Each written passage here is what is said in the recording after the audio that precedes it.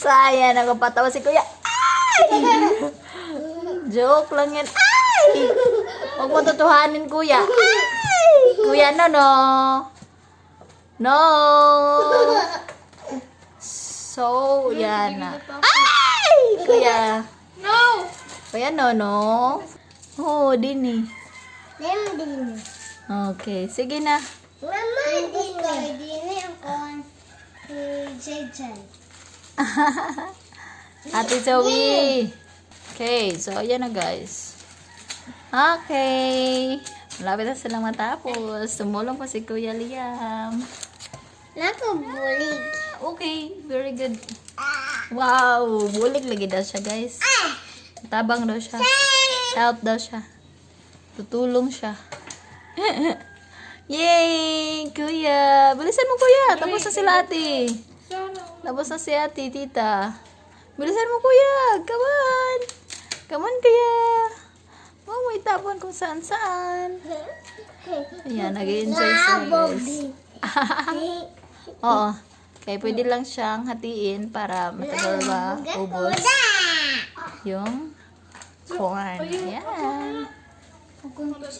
Come on. Okay, kayang-kaya lang yan ni tita.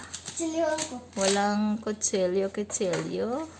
Basta may force lang. Okay, kayo. Ay, kuya, ano yan, kuya? Luto. Luto. Okay, na-imagine na naman niya yung spoon. Kasi luto na. Okay, kuya.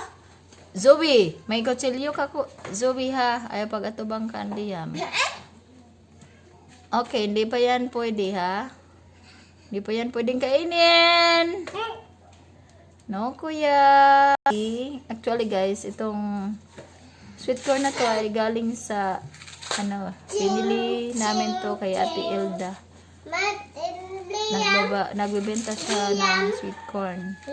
So, may inaano rin siya inaangkat. Iwan ko kung saan. Siguro from Leyte. So, ayan. Binili namin worth 100 pesos yan. So, actually, hindi na dati 130 kasi kasama na yung yung pag biyahe papunta dito sa bahay kasi nag-house.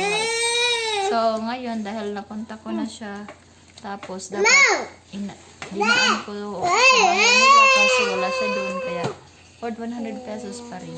Ayan na guys, isasaingan ni Tita Red. So, thanks for watching guys. Bye-bye.